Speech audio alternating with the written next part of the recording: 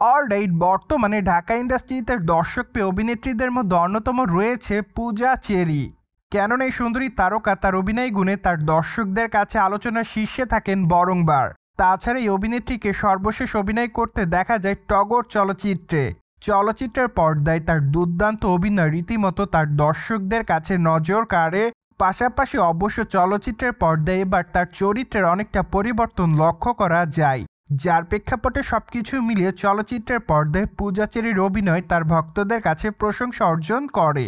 এদিকে বর্তমানে পূজা চেরির ভক্তদের জন্য রয়েছে সুখবর, কেননা সম্প্রতি একাধিক ঘনিষ্ঠ সূত্রের মাধ্যমে শোনা যাচ্ছে যে ঢাকা ইন্ডাস্ট্রির তারকা পূজা চেরিকে আগামী দিন অভিনয় করতে দেখা যাবে আফরান নিশোর চলচ্চিত্রে।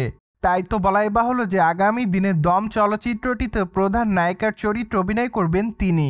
এমনকি বর্তমানে সবকিছু চূড়ান্ত, তাই তো খুবই শীঘ্র এই বিষয়টির আনুষ্ঠানিক ঘোষণা আসবে এমনটাই অনুমান করা যাচ্ছে।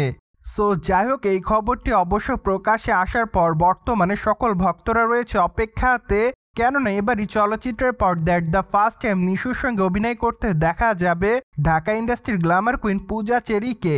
তাই তো বলাই বাহুল্য যে বর্তমানে এই দুই তারকার সকল ভক্তের অপেক্ষাতে রয়েছে চলচ্চিত্রের পর্দায় তাদের কেমিস্ট্রি দেখার জন্য। বাই দ্য ওয়ে, চলচ্চিত্রটিতে অবশ্য আর অভিনয় করতে দেখা যাবে চঞ্চল চৌধুরীকে। ফলে বলাই বাহুল্য যে চলচ্চিত্রের গল্পের মধ্যে ব্যাপক আকারে টুইস্ট থাকবে।